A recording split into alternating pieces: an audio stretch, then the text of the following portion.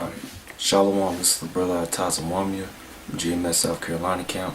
I want to first and foremost give all praises, honor, and glory to Yahweh Shemal Shai. That's what you really call God in Jesus Christ. Yahweh being the name of the Heavenly Father, which means He to be, or He exists.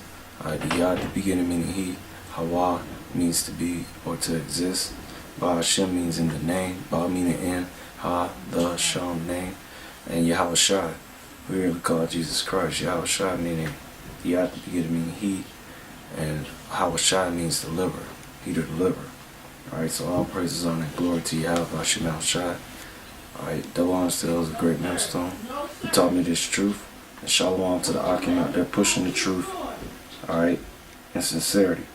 Alright, today's lesson, we're going to go in about showing that the origins of Christmas, or what you people celebrate and call Christmas today, is a pagan origin, and actually going back to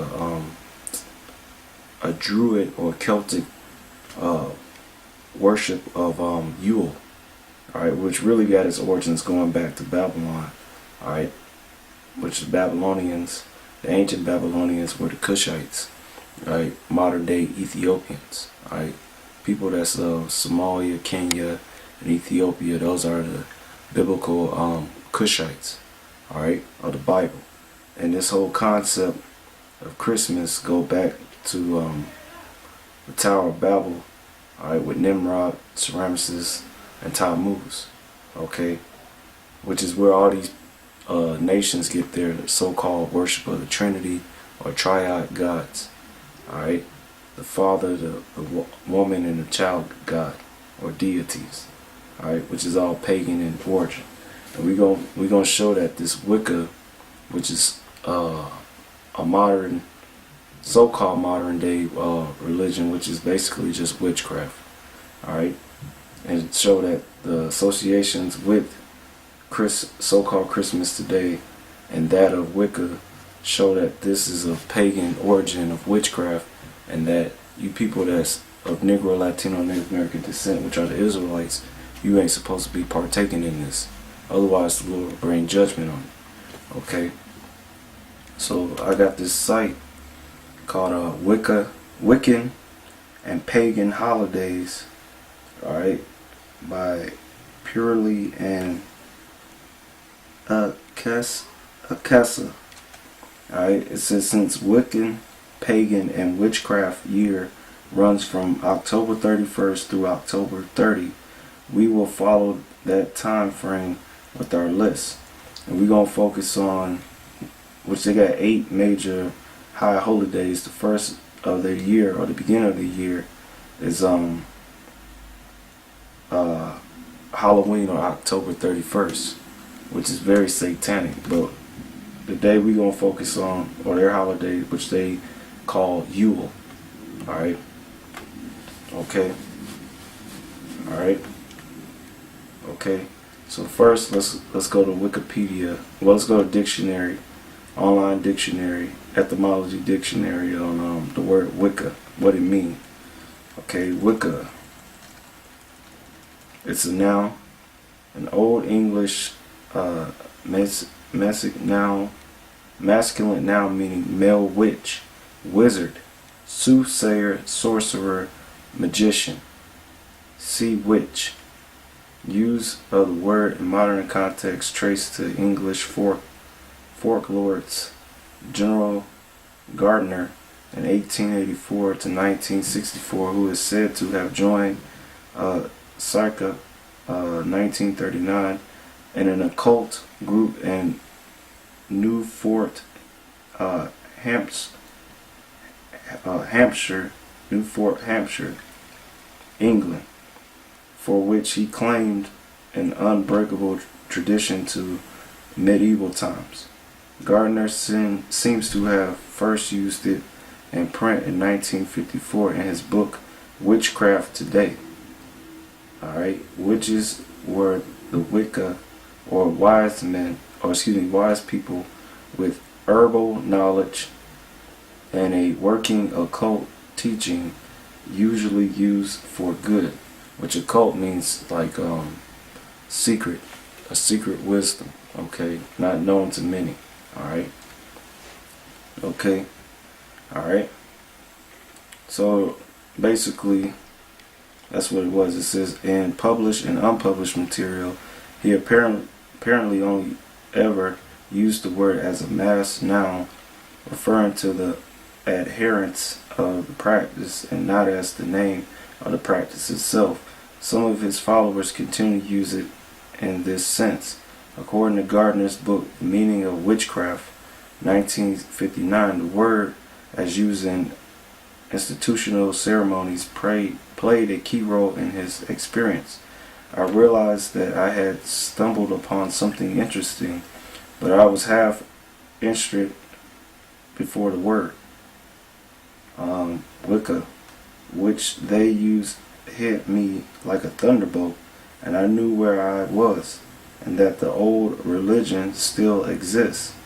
Alright, this old religion he's speaking about is the religion that was established back in the ancient Babylonian Empire, starting at the first one with Nimrod, Ramesses, and Tammuz, which was known as Babel, okay, which was established after the flood. That's where all this so-called ideology or witchcraft, idolatry was established, which the worship of idols is basically witchcraft, man. Okay, that's why he referred to it, this guy, Gerald Gardner, alright, he called it the old religion, which that's what it is. It says still exists. And it still exists today. It says, so I found myself in the circle, and there took the usual oath of secrecy, which bound me not to reveal certain things. Okay. In the late 1960s, the term came into use as the title of a modern pagan movement associated with witchcraft. The first printed reference in this usage seemed to be 1969 in The Truth About Witchcraft by freelance author Hans Holzler. If the practice of the old religion, which is also called Wicca, craft of the wise, and thence witchcraft is a reputable and useful cult, which cult means established form of worship, okay, then it is worthy of public interest. Okay, now let's see what the Bible says about the knowledge of wickedness real quick. Alright, this is Sirach or Ecclesiasticus 19 and 22. It says, the knowledge of wickedness is not wisdom, neither at any time the counsel of sinners prudence. There is a wickedness in the same an abomination, and there is a fool wanting in wisdom. Okay, that's right. So he's saying that Wicca means the craft of the wise, but the scriptures tell you the knowledge of wickedness is not wisdom. Okay, that's right. And the counsel of sinners is not prudence. Thence, witchcraft is a reputable and useful cult, then is worthy of public interest. And quoted from Alex Sanders, no, a witch wedding still needs a civil ceremony to make it legal. Wicca itself as a religion is not registered yet, but it is about time somebody registering it. I think I've done all I can to call attention to our religion. Sanders was a highly visible representative of neo-pagan witchcraft in the late 1960s and early 1970s. During this time, he appears to have popularized use of the term in this sense. Later books in 1989 teach modernized witchcraft using the same term, accounted for its rise in popularity, especially in the U.S.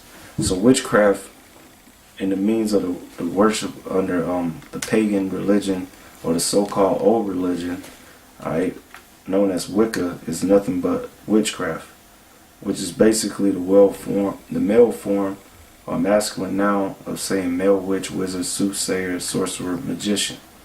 Okay. Alright, this is from Wikipedia. Wicca, is a modern day pagan witchcraft religion. Okay. It was developed in England during the first half of the 20th century, which is the 1900s. And it was introduced to the public in 1954 by Gerald Gardner, a retired British civil servant, which was an Edomite. Let's pull it up real quick. Alright. Oh yeah, this is a fucking devil, man. Alright. Yo, I'm gonna put the links to all this in the description box. You can do some research on this demon. But yeah, it's a straight up white man, Gerald Gardner. You should see the picture of him, man. He looked totally bugged out. Alright. But I'll put the link in there. It's the Edomite. Alright. It says it draws upon a diverse set of ancient pagans and 20th century Hermetic methods for its theological structure and ritual practice. The word witch derives from the Middle English witchy, or Old English wiki, which means witch, and Wicca, which is masculine, means wizard. Okay, because a male witch is known as a wizard. It says Wicca is a derived religion from no certain authority or figure defining it. It is divided into various lineages and denominations, referred to as traditions, even with its own organizational structure and levels of centralization.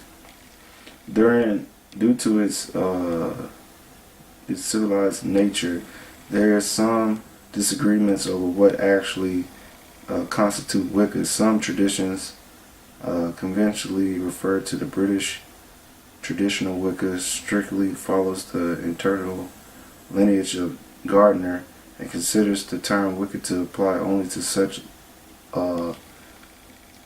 lineage traditions, while others heretic traditions do not. Basically, let me hop to the point, man.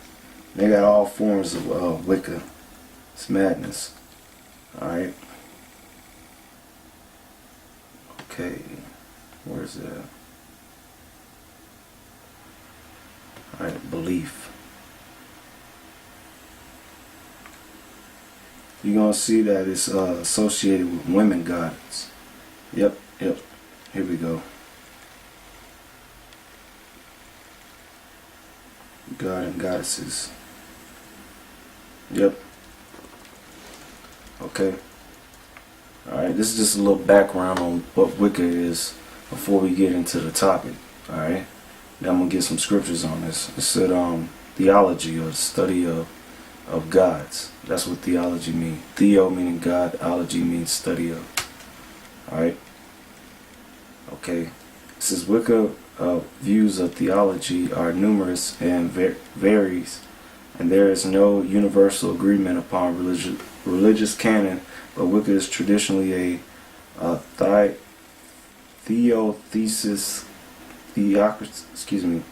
theotheistic religion that variates both a triple goddess associated with the moon and stars and fate, and a horned god associated with forests, animals, and the realm beyond the dead. Okay, these two deities are virtually understood through the framework of a pantheism as being dual aspects of a single godhead,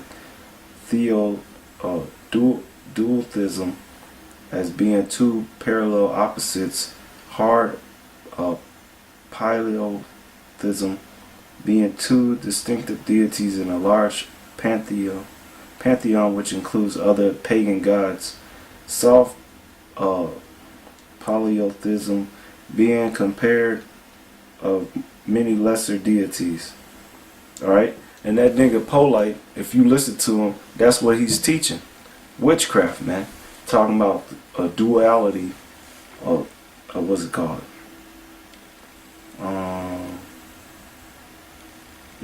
pantheism as being dual aspects of a single Godhead, saying that a God could be both male and female, dual.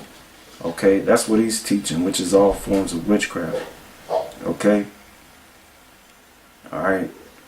Culture and many of such aspects of goddess and God. However, there are also other theological viewpoints to find within the craft, including monotheism, the concept that there is just one deity, which seems to seem by some, such as Dianic Wiccans, as being the goddess, while it's by others, like the church and school of Wicca, as intended being genderless. And that's what this nigga is teaching. He said, however, there are also other theological viewpoints to be found within the craft, including monotheism, which means mono meaning one, theism means study of God. I mean, the worship of one God. It says the concept that there is just one deity, which is seen by some, such as Dianic Wiccans, as being the goddess, while it's by others, like the church and school of Wicca, and instead being genderless. Okay, so that statement he made about God being genderless, neither male nor female, or he possessed both qualities, he's teaching witchcraft. And he said the worship of a woman, which Diana was just another name given to the worship of Semiramis, which the origins go back to Babylon, which is the worship of the woman, okay, or the mother goddess, okay. All right. So if they say they believe in one God, they believe that God is a woman. And Wicca, proving that Polight is a witch, man, okay, or a wizard, a male witch, okay. He's a Wiccan, all right, because he said that the black woman is God, capital G-O-D, okay. So he believed in monotheism, but he believed that God is a woman, which is witchcraft, okay. It says there are other Wiccans who are atheists or agnostics, not believing in any actual deity, but instead viewing the gods as psychological archetypes of the human mind, which can be evoked and interact with. According to Wiccan witches Janet and Stuart Ferry, who hold a pantheistic, theotheistic, and animalistic view of theology, which Wiccans regard the whole cosmos as alive, both as a whole and in all of its parts, but that such an organic view of cosmos cannot be fully expressed and lived without the concept of God and the goddess. Okay, there is no manifestation without parallelism, so as the highest creative level, that of the divine, and parallelism, must be the clearest and most powerful of all, reflecting and spreading itself throughout all the microcosmetic levels as well. Which that nigga like using that word too, cosmetic, or cosmos, and all this madness. Okay, theotheism. Wicca is traditionally and primarily a religion centered upon the idea of gender parallelities and the worship of the moon goddess and the horn god, which the worship of the moon goddess is the worship of the Queen of Heaven. Alright, okay. This core theology was originally described by Gerald Garner, the white man, the founder of the religion, and Doreen Valentine, who wrote much of the original logistic material. The goddess and the god may be regarded as the divine feminine and divine masculine. Okay? Going into that idea that this is fucking Satan, man. Okay? Alright? Alright, this is Satan, because I'm going in about his fucking worship and these simple ass niggas. You niggas engaging in this madness and I don't understand what you engaging in. Alright? They believe in this dual theism. Alright? They believe that that the goddess and the god may be regarded as a divine feminine and divine masculine. Okay? Meaning possess both male and female traits, which Polight has said this. They are contemporarily opposite and duals, bearing similarities to the concept of yin and yang and Taoism. The god and goddess are generally seen as lovers and equals, and a divine couple with two together co-create the cosmos. Okay? Which is what the Masons get into with the compass and the square, alright, and the G in the middle, meaning the generating process. It doesn't mean God, it just means the generating process, which is basically the worship of sex. Alright, it says the god and goddesses. For most Wiccans, the god and goddess are seen as contemporarily parallels in the universe that balance one another out. In this manner, they have been compared to the concept of yin and yang found in Taoism. As such, they are often interpreted as being embodiments of life force manifest in nature, basically worship of sex, with some Wiccans believing that they are simple symbolic of these parallelisms, while as others believe that the god and the goddess are genuine beings that exist independently. The two divines are often given symbolic association, with the goddesses commonly being symbolized as the earth, i.e. Mother Earth, but also sometimes the moon, which complements the god being viewed as the sun. That's right, so the worship of the sun was always associated with the male deity, and the worship of the moon or the earth, alright, or nature, alright, was always associated with the worship of the woman, the queen of heaven, as a fertility god. Okay, this is the tradition. Traditionally, the god is viewed as the horn god, associating with nature, wildness, sexuality, hunting, and life cycle. The horn god is given various names according to the traditions, and these include Pan. I can't pronounce that one, but I'm going to put it in the description box. At other times, the god is viewed as the green man, a traditional figure in European art and agricultural, and they often interpret him as associated with the nature world. The god is also often depicted as the sun god, particularly in festivals of Letha, or the summer solstice.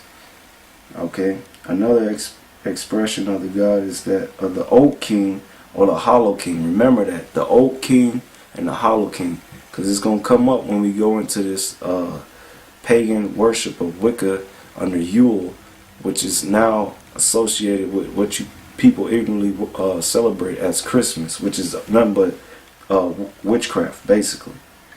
So it says that another expression of the god or the sun god or the male deity in this theosism, okay, or the worship of a dual god, okay, or the dual god concept, okay.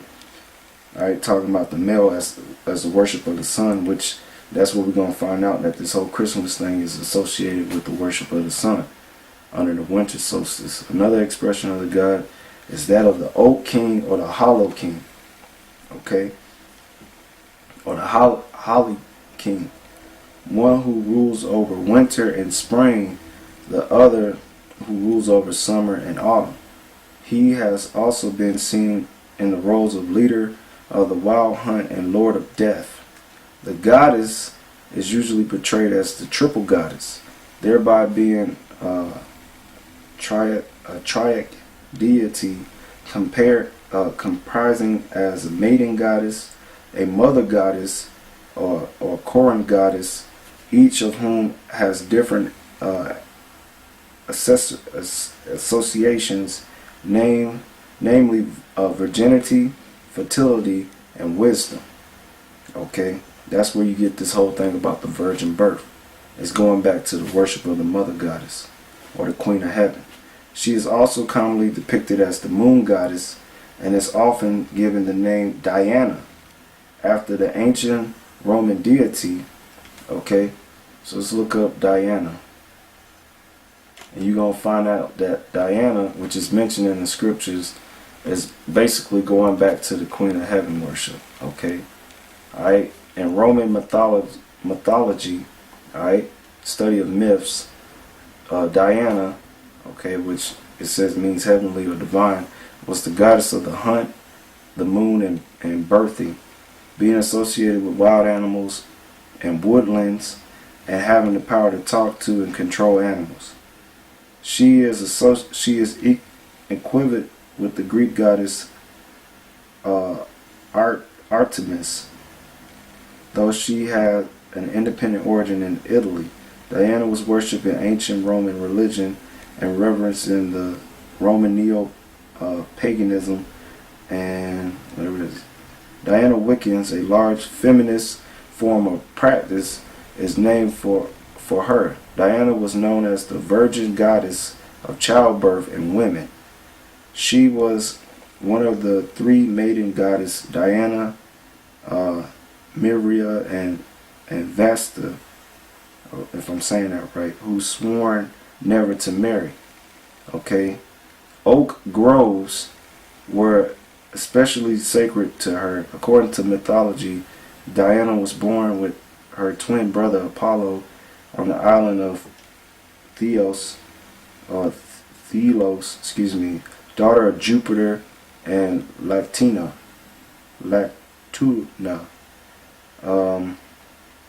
Diana made up a triad with two other Roman deities, okay, which was all worship of nature and stuff, okay.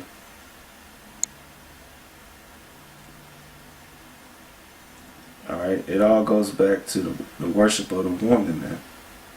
Alright, if any brother have, any knowledge that all these female virgin deities and mother goddesses, they all go back to what? To the worship of the woman, man. Okay? The worship of the woman. It's nothing new under the sun, man. Okay?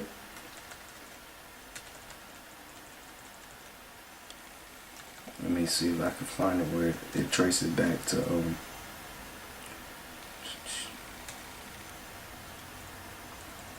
well, we know that these goddesses, gods and goddess worship that the Romans and the Greeks got, they got it from the Egyptians. Now I got this book called From Babylon to Timbuktu by Rudolph R. Windsor, and he touched on this about that whole Trinity or triad worship, okay, going back to the Egyptians. Okay, so on page 58, okay, talking about the Egyptian pantheon. I'm going to read a little bit of it and then I'm going to go back to this. Alright, it says in the Egyptian pantheon, alright, there were many gods. The most famous gods were Osiris, Isis, and Horus.